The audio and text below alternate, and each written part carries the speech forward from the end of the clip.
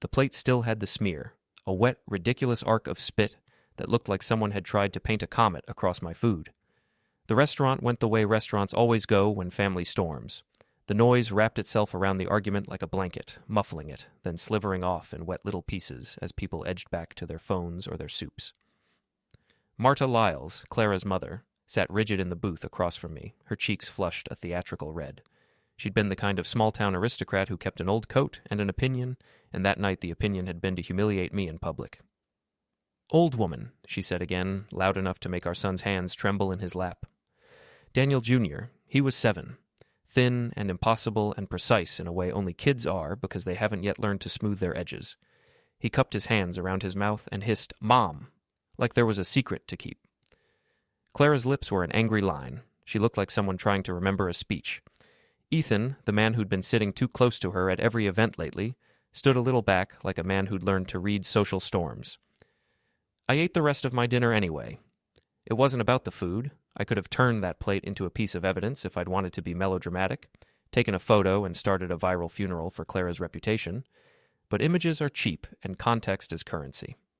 I kept the camera folded into the corner of my mind where I kept the good plans, a list of small, precise moves that would make their lives fracture without me having to raise my voice. "Execute the plan," I typed like a prayer to some mechanical god, and watched as the dots said yes. People asked questions afterward. Was there something before? Do you two fight at home? They always think the answer is the whisper of knives, the slow burning of a marriage gone wrong. In our case, the slow burn had been away from the marriage altogether. A text at midnight that said, "You're amazing," lipstick on a collar, forgotten receipts. The truth, as with most truths, was in tiny things stacked end to end. Clara's hands smelled of someone else's cologne on nights she said she had to work late. Her laptop would be shut quickly if I walked into the study. She became habitually tidy when I came home, so there would be nothing for me to find. But habits are not bulletproof. People are not knights. They are sloppy. They leave their wallets on counters. They brag in bars. They forget that a town is a net. I used to think betrayal would look cinematic. A slammed door, a broken glass, a confession whispered with tears. In reality, it's quieter. It happens in browser tabs, in credit card statements, in the soft sigh someone gives when you enter a room they thought they had to themselves. It was in the way Clara began to laugh differently, a high nervous laugh that seemed to apologize for existing. It was in her pauses, tiny silences that told me she was rewriting stories in her head before telling them to me. I remember one night, long before the plate, when I found an earring on the passenger seat of her car. Silver, small, elegant, and absolutely not hers. I asked her about it, gently at first. She said it was Marta's, said she'd driven her mother to a doctor's appointment and must have forgotten to return it. I nodded, pretended to believe it, but Marta didn't wear earrings. Her ears had closed years ago after an infection. She'd told that story at every Christmas dinner like it was folklore, so I put the earring in my pocket and I started watching. You learn a lot about people when you start watching them the way they think they're not being watched. She would glance at her phone, smile faintly, tuck it under her thigh. She would check the door when she showered, lock it every time. She'd leave her perfume in the car as if the scent could erase itself before I caught it. And still she thought she was clever. Still she thought I'd never know. I did not confront her, not right away. There's a difference between knowing and proving, between suspicion and art. I was patient. I gathered small things, a half-written email, a reservation for 2 under her name, a photograph on social media cropped too tightly to hide the extra hand at her waist. Each piece was a brushstroke. I wanted the full painting before I hung it. When the restaurant incident happened, it was only the inevitable overture to a symphony that had been tuning for months. Marta called me an old woman that night, not because of my age, but because of what I represented. A relic, something she believed her daughter had outgrown. To her, I was the reminder of a mistake Clara had made in her 20s. The fact that I'd given Clara stability, a home, a son, didn't matter. In Marta's world, romance was currency, and I was broke. After the scene, the restaurant fell back into its rhythm. Plates clattered, the hum of conversation resumed, and the waitstaff pretended nothing had happened. But the damage lingered, thick as grease in the air. Clara avoided my eyes. Ethan whispered something to her that made her jaw tighten. Daniel Jr. asked if he could go to the bathroom, and I let him, knowing he needed escape. When he came back, he looked older, like he'd seen the first edges of the adult world and realized it wasn't made for him. When we got home, Clara went upstairs immediately. Marta stayed behind to have a word. She didn't yell. She never did. Her cruelty came dressed in civility. She told me I should let Clara go, that some marriages just expire. She said it the way one might discuss spoiled milk. Cold, factual, without pity. I listened, nodded, even smiled. Because you don't fight fire with fire. You fight it with design. That night, I opened my laptop and began assembling what I called the archive. Emails, screenshots, voice recordings, timestamps, receipts, every detail of her quiet betrayal. I wasn't interested in revenge as much as restoration. I wanted balance, justice, or maybe, if I'm honest, I wanted her to feel the slow dread that comes from realizing someone else knows your secrets better than you do. Over the next weeks, the plan unfolded in pieces. A message sent to her boss, anonymous, of course, hinting at inappropriate workplace behavior. A photograph printed and mailed to Marta, slipped under her door with no return address. A whisper to a mutual friend that Ethan had a gambling problem. None of it was untrue, just curated. Truth bent into the right shape can be sharper than any lie. The beauty of small towns is also their curse. Everyone talks, but no one admits they're listening. Rumors grow like vines, wrapping themselves around every fence, every mailbox, every casual conversation at the grocery store. I didn't have to push hard, just a nudge, and gravity did the rest. Clara started coming home earlier. She stopped wearing perfume. Her laughter grew brittle. Ethan disappeared from her orbit one day without explanation, transferred, fired, or simply gone. I never asked. She began to study my face when I spoke, searching for signs of knowledge, guilt, mercy. I gave her none. Daniel Jr. sensed the shift. Children always do. He asked me once if we were still a family. I told him yes, because at that moment we still were, technically. But even then, I knew the structure had been hollowed out from the inside. Love, once cracked, doesn't heal. It fossilizes. It becomes something you can point to, but not touch. A month later, Clara came to me with a confession rehearsed so carefully it almost sounded sincere. She said she'd made a mistake, that she wanted to fix things. She cried, asked for forgiveness, promised therapy, space, anything I wanted. I watched her, really watched her, and saw the panic flicker behind the tears. She wasn't sorry for what she'd done. She was sorry she'd been caught. Forgiveness is a currency too, and I'd learned to save mine. I told her I needed time. She moved out the next day. Marta helped her pack. I let them. There's a quiet pleasure in giving someone enough rope. Weeks turned to months. The town moved on, or pretended to. People stopped whispering when I entered a room. The house became orderly again, colder, but peaceful. Daniel Jr. spent weekends with his mother, came back smelling faintly of her new apartment. Cheap candles, desperation, and an air of forced optimism. He'd tell me stories about her new friend, though he never used Ethan's name again. I listened. I took notes. And yet, sometimes, when the night was too still and the hum of the refrigerator was the only sound left, I wondered if I'd gone too far, whether the balance I sought had turned into something darker. The archive still lived on my laptop, a monument to obsession. I'd open it sometimes, scroll through the evidence, and feel both satisfaction and sickness. There's a fine line between justice and cruelty, and I'd walked it barefoot. One evening, a package arrived at my door, no return address. Inside was a single photograph. Clara and Ethan, taken months earlier at a fairground. They were laughing, unaware of the camera. The back of the photo had one word. Why? Written in her handwriting. I didn't know if it was a question or a curse. I burned it in the sink anyway. The next morning, I deleted the archive. Or at least, I told myself I did. Files linger, fragments survive. Data is stubborn. It refuses to die quietly. Years later, when Daniel was old enough to ask real questions, he wanted to know the truth. About me, about her, about that night in the restaurant. I told him pieces, enough to satisfy curiosity without feeding resentment. I said adults make mistakes. I said love can turn into something else, and that doesn't make it worthless, just changed. He nodded, but I could see the doubt in his eyes. Children know when they're being protected. Marta passed away not long after, her obituary filled with words like beloved and respected. I sent flowers. Clara didn't attend the funeral. She sent an email instead, a single line. You got what you wanted. I didn't reply. Some sentences deserve silence. Sometimes I drive past the restaurant where it all started. It's changed ownership now, repainted, rebranded. No one remembers the night of the comet smear plate except me, but I see it every time I close my eyes. The arc of spit, the curve of humiliation, the spark that lit the fuse. The plan had worked. The execution was flawless. But victory, I learned, doesn't taste like triumph. It tastes like the bottom of a cold cup of coffee, bitter, metallic, final. And yet there are nights when I wake to the ghost of that restaurant's hum, the weight of silence breaking like glass, and I wonder if somewhere Clara is awake too, thinking of the same moment, tracing the same invisible line between what was said and what was done. Because in the end, all of us, Marta, Clara, Ethan, me, were trapped in the same small net, pretending we weren't the ones who built it. People asked questions afterward, even years later. Why didn't you just leave? Why didn't you forgive? The truth is simpler than that. I stayed because leaving would have been too easy. And sometimes the hardest thing, the truest punishment, is to make the story last. Because stories, like towns, remember everything. Before we go any further, hit the hype button, take a second to subscribe and like the video. It really helps the channel grow. And tell us in the comments, what would you do in this situation? I had not always been the sort of man to plan things in layers.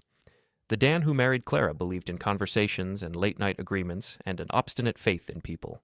Things turned out lighter for him. Then came the receipts. Then came the nights where our son pushed the hamburger from his plate and muttered about where mommy really goes. That tattered, ordinary hurt made the Dan who believed in conversations into a man who believed in systems. The plan was less romantic than revenge needs to be in novels. There was no epic diatribe, no diabolical computer wizardry. It was, instead, a checklist of human weaknesses. Reputations, paperwork, social proof. In a town like ours, everything you thought private is a public commodity. Clara sold her life every other Tuesday on social feeds. Ethan sold himself to contractors and committee members. He liked the idea of being a maker and had a line of municipal favors and builders who thought him clever.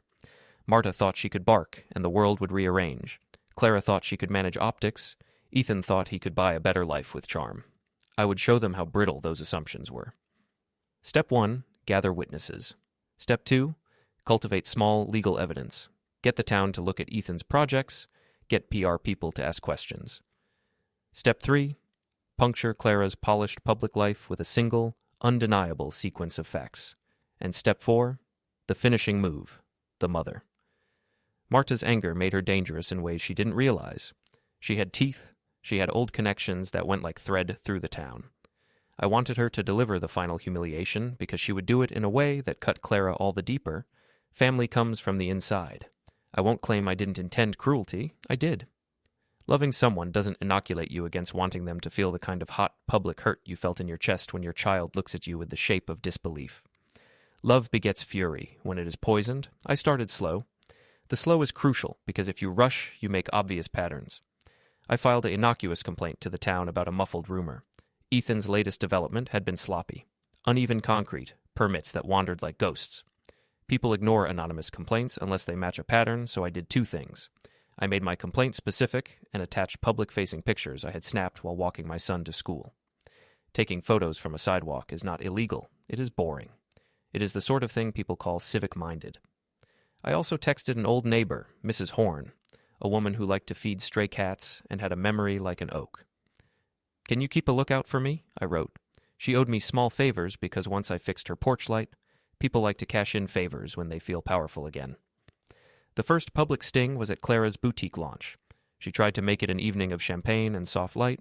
Celebrators leaned in to compliment her dress and to whisper endorsements.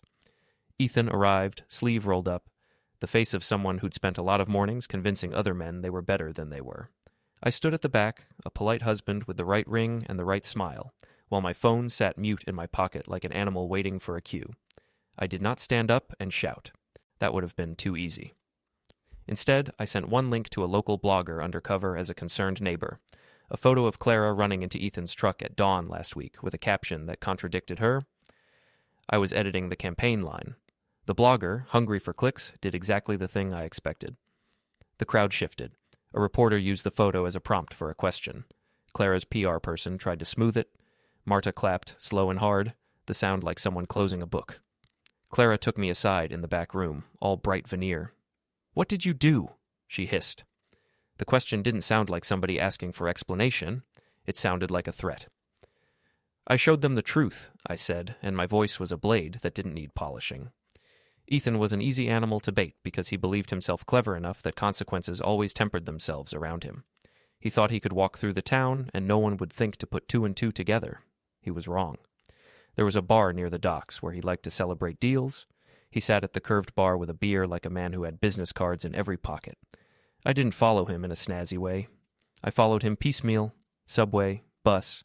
The last block walked under the indifferent sky. People notice a single man trailing them. They notice two men if they become important. But I kept my head down and my hands empty. Parking lots are good places for truth. There is a raw exposure to being a man at night in a town with lights like stars. I cornered Ethan by the dented fence behind a laundromat. We both knew the rules. Two men talking behind a laundromat is not a simple thing. He stepped back as if surprised that the husband he had been polite enough to tolerate would be the man facing him. "Back off," he said in that voice men use when they are making deals but don't want to get their hands dirty.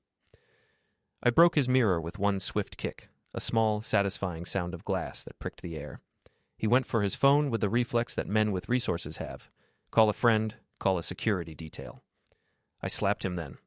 The slap was not about pain, but about the theater of being taught. It displayed to him a simple fact. I could hurt his reputation, I could hurt his things, and I would. "You keep your hands off my son," I said, "or I will make sure there is nothing left for you to buy." He breathed fast, like a man who had been shown a map whose borders he hadn't expected. "You're going to make a mistake," he said, and I left him with his phone tucked into his palm like a child left with a toy that didn't soothe him. The town is a network, and the web reacted. A local influencer whose feed Clara had leaned on for years posted a throwaway review that said, "Rough night at Clara's." It trended because gossip is a quiet cartel and people will trade their souls for a headline. Clara's major sponsor canceled a contract. The PR manager called me a coward in a post that had more venom than proportion.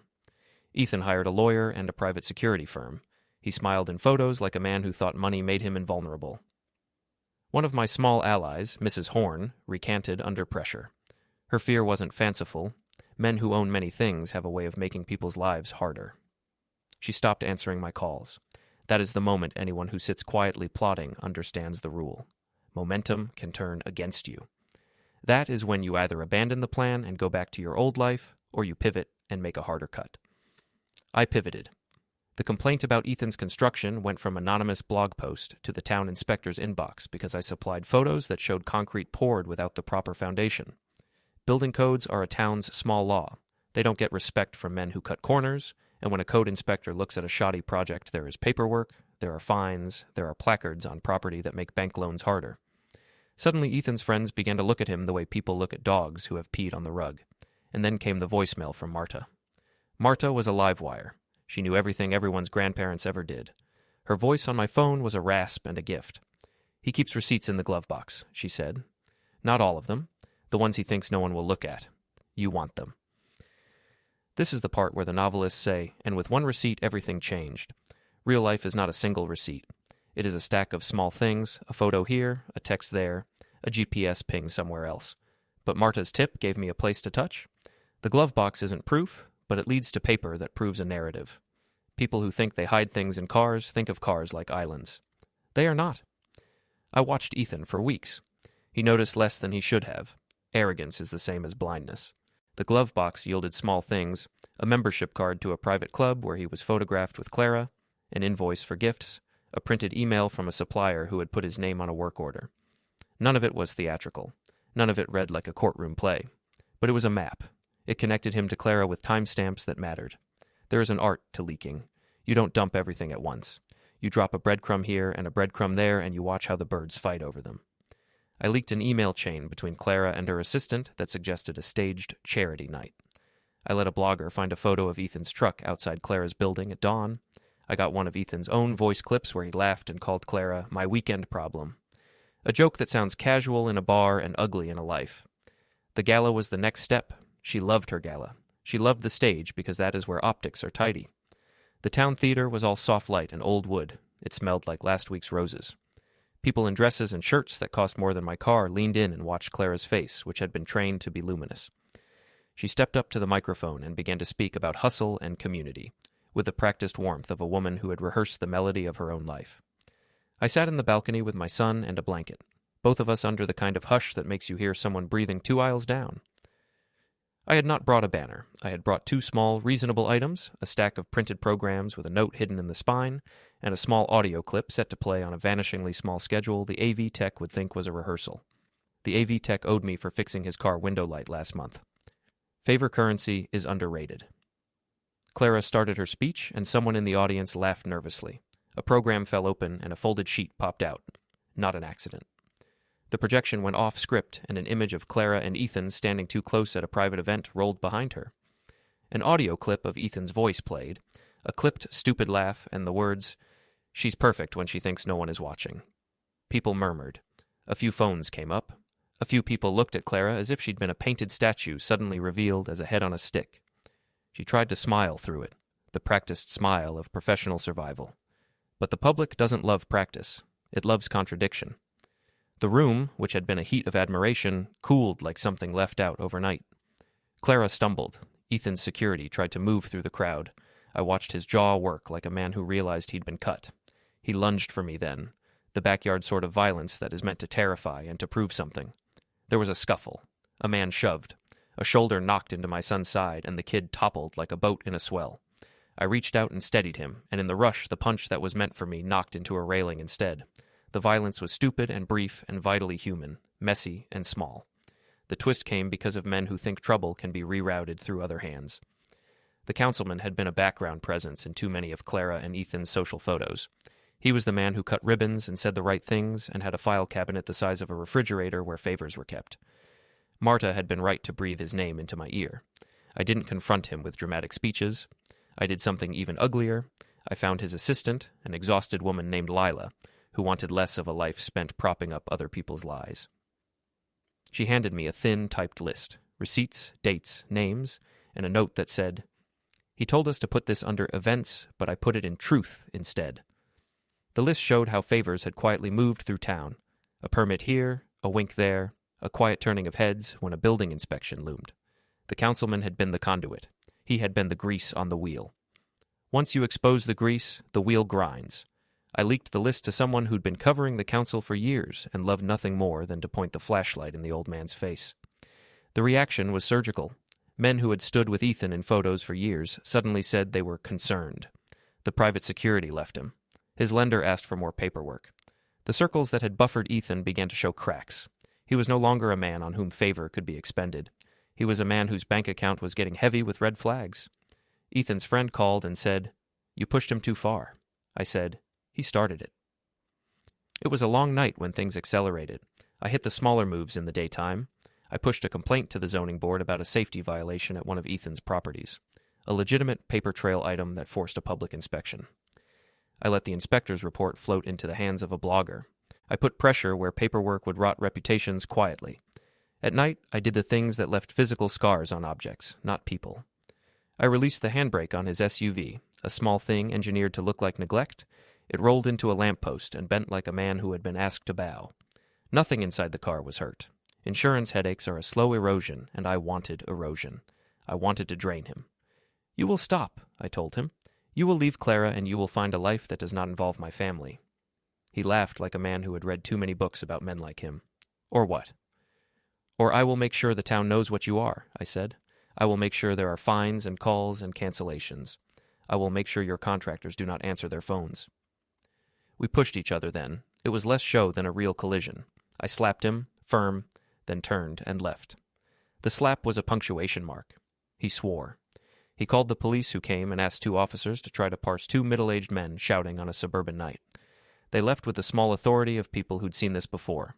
The last move had to be something that wouldn't let them rearrange the pieces after. Marta had been watching all along like some old hawk. She wanted to strip them bare because they had used her like an amenity, and nothing gets a mother madder than a child used. She volunteered herself for the final act, and I gave her the signal at the right moment. It was the family estate, a place Clara's family had kept like a secret dinner for years. The house had a boathouse at the end of the property and a long, chipped driveway that led down through trees. The air smelled of wet leaves and old money. I went there not as a man in love, but as a man in business. My son sat in the car with a blanket over his knees because he had to be present for the unmasking. You don't let the evidence be the first teacher for a child. He should know the face of those who hurt him. Clara thought she was safe. She thought that the house and the family and the ring of dolls at the table were a fortress. People like her construct fortresses out of gossip and habit.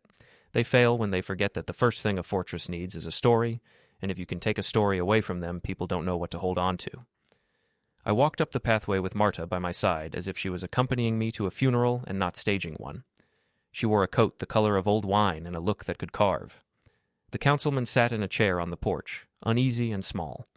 Ethan stood by the boathouse, jaw set, like a man learning the world had rules he had not read. Clara sat in the great room, hands folded, a public mask of composure.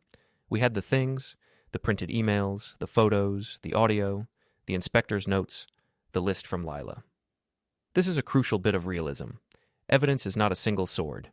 It is a stack of small knives. You present them together and the combination is what cuts. I walked into the room and put the pile of documents on the mantel like a wager.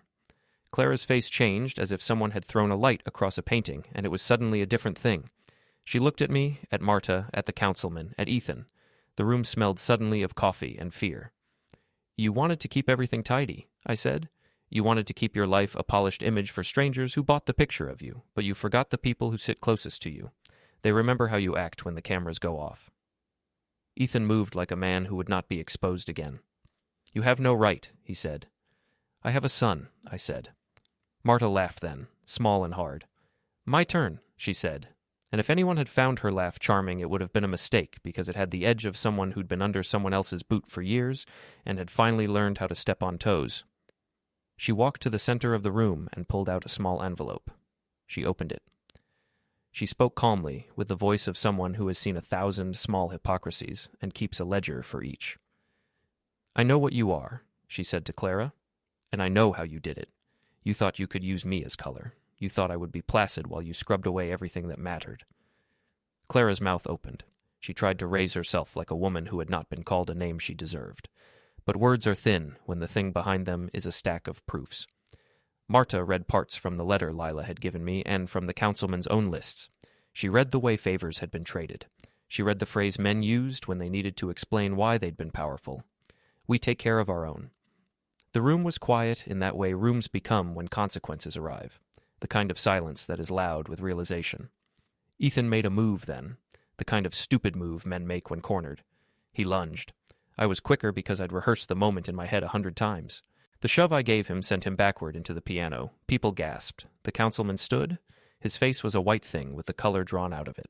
Marta stepped forward and slapped Clara. The sound of that slap wasn't melodramatic. It was clean and exact, like a bell. Marta did not aim for the face because that would be about bruising. She aimed for the plan, the false air. "You used me," she said. "You used my son. You used my love." Clara staggered. For a second I thought she'd laugh, but it was the wrong kind of laugh. Small and animal and wrong. She tried to reach for explanations, for whatever shaved-down words she used to smooth people, but the documents on the mantel were there now, standing like a judge. "Everything you said about community," Marta said, "was community only when it fed you. You thought you'd be safe. You thought we'd always be polite in your shadow." The councilman tried to say something legal, something about procedures. Marta shook her head, as if she had dusted her hands of the whole assembly. "You have put me and my son through a private humiliation. You will not have the last word." There is a terrible honesty in a mother who loses patience. It is the sort of honesty that unravels a person. It can be vicious. It can be fair. It is, above all, final. Marta reached into her purse and pulled out a small recording device, something you can buy at a hardware store, and set it on the table. She pressed play. The room filled with a voice that was not Ethan's and not Clara's and not anybody's but the councilman's, and it had a cadence that made men in the room look at each other. The voice was younger than his public face, greedy and sharp. It spoke of favors and payments and ways to manage problems.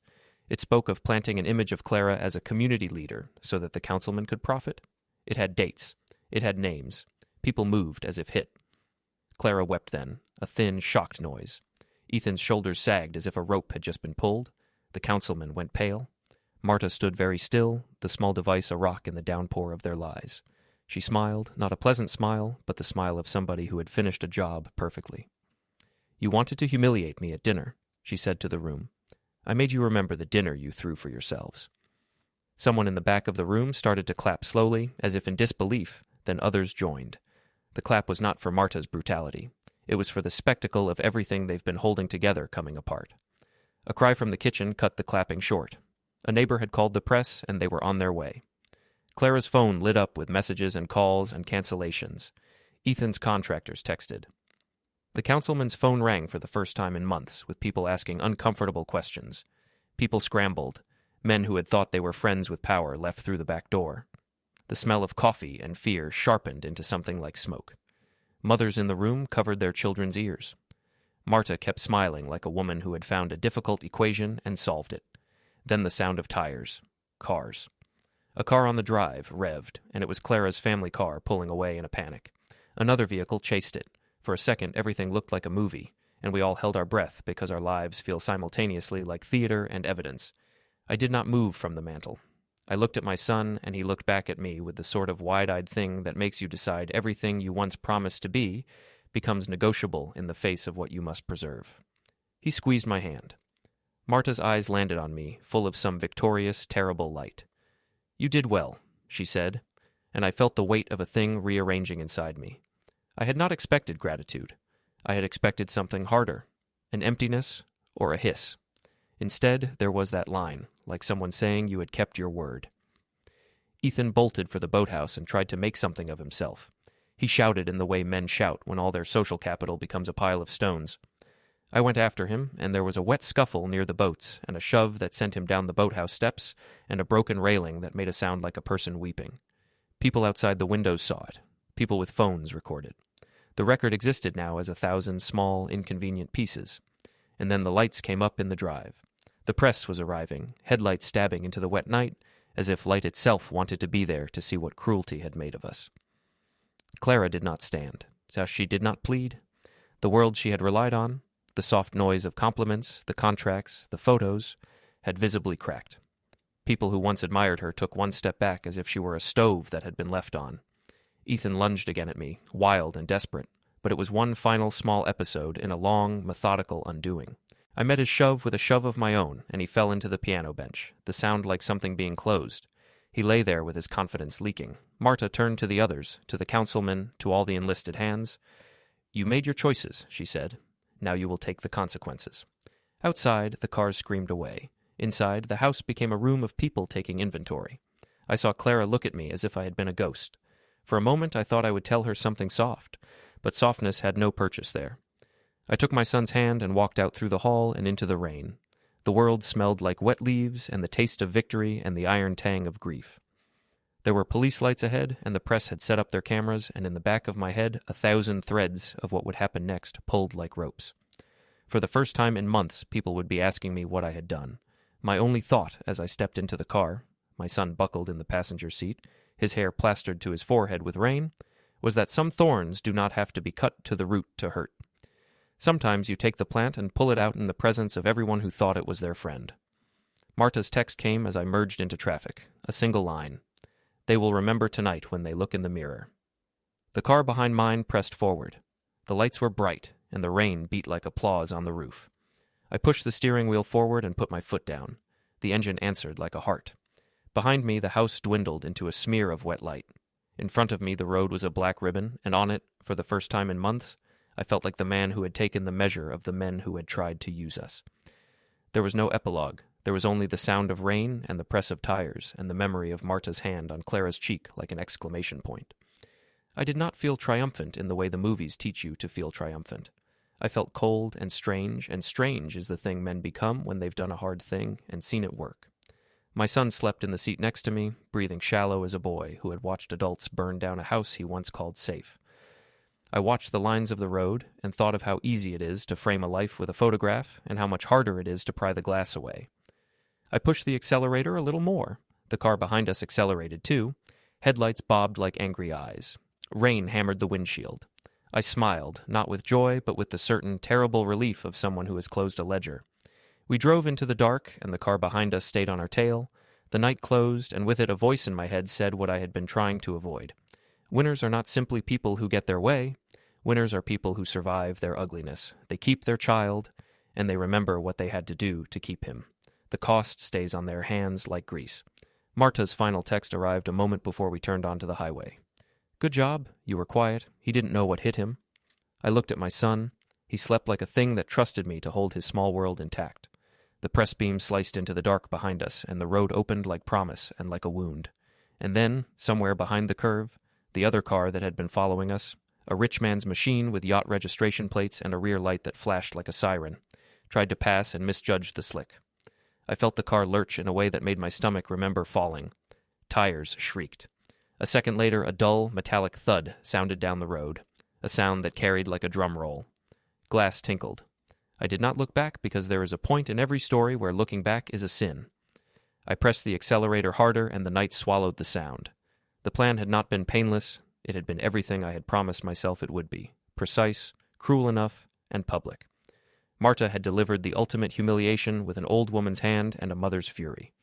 The town would talk for months. Contracts would cancel. Men would find themselves suddenly alone. Clara would have to face that the stage she had curated was a flimsy platform. Ethan would find that the machines he used to sell himself had been quietly unplugged. I drove until the highway ran out of light and until the noise of the town was thin on the air. Then I pulled over at a gas station, and my son woke and asked for hot chocolate, and I bought it because in the middle of a war you buy small mercies. He smiled, the kind of smile that says even the worst nights have a morning, and then he fell asleep again with the cup cooling in his lap. I started the car, merged back into traffic, and drove away with my son sleeping beside me, the taillights of the town a shrug in the rearview mirror. The finality of what I had done sat in my hands like a stone. We went home into an ordinary night. I put my son to bed. He slept like a child does, after a long day, wrestled and safe. Marta's last message came in the morning. A photo of Clara from the night before, eyes red, surrounded by people with shocked faces. "They will never forget what you did," she wrote, "and I will make sure they remind them." I read it twice and then set the phone down. There was no pride in the line. There was no smallness or apology. There was only a closure I had carved with my own 2 hands. The world would not be the same for any of us. The only thing that mattered was that my son was asleep in the other room and his breath came even and steady. The car that had chased us showed up in the next day's headlines with a fender bent and a driver shaken, giving an interview about visibility and unfortunate timing. That is how modern disasters get narrated, with a flap and a phrase and a social media defense. People will find ways to name things in a way that sounds polite. But for a long time, the town would not be able to gloss over the sound of a mother's slap or the documents on the mantel. They would not be able to forget that we had pulled the curtains back and let everyone see the stage where they'd been performing. They would not be able to see me any longer as the mild husband who smiled. They would instead remember a man who could be quiet and dangerous. That is a kind of victory that is thin and real. I lit a cigarette on the back step, an old nervousness that never leaves me, and watched the sky that had looked like promise turn the color of wet coal. Marta's revenge had been the last instrument. She had handed the final blow to the people who had thought themselves untouchable. She had spat back by other means and left the taste with them. Rain came again later, like punishment or relief. I could never decide which. I put the cigarette out on the rim of the ashtray and went inside because children sleep and the world demands that you be ordinary sometimes, even after you become otherwise. I closed the door and felt the weight of what I'd done settle in my ribs. The plan had worked. Marta had closed the knot. We had defeated them in the currency they treasured, reputation, contracts, favor, and in the morning the town would wake and gossip, and each new sentence in their mouths would be a new wound. I went to the window and watched the road, where the press cars had left tracks that would quickly fade. Somewhere in those fading lines were the things I'd done and the consequences I'd asked to be borne. There would be lawsuits and phone calls and people who would swear the truth was less than it was. But tonight none of that mattered. Tonight the house was quiet, my son slept, the rain eased, and for the first time in months I let myself believe, just for a fraction of breath, that we had made the right choice to fight back. The right choice had been ugly and precise. It had been a hard instrument and an unforgiving hand. It left stains. Outside, somewhere on the road, another car's hazard lights blinked like the last lines of some hymn. I pressed my forehead to the glass and breathed out, because breath is a proof that you are still here, despite everything you have done. Then I turned off the light. The house was dark, and the only sound was the small breathing of the boy who had watched it all, and would, in his own way, carry the night like a story. I had promised to protect him. I had kept that promise. Rain tapped the roof in even measures, and then the world was a small, contained place where the children slept and their father had done what he felt was necessary. In the morning, the town would wake, and the papers would show photos, and the people would pick sides and talk and reassemble the past into narratives that made them comfortable. The night took us, and the light of the press dimmed to a smear on my rear window. I started the engine and drove away because the only thing left to do after the play is to leave the theater while the audience still remembers the scene. We drove out into the larger dark, the road stretching like an unlit promise. I had what I wanted, a ruined life for those who had used mine and my son safe beside me. That knowledge was a weight and a relief both.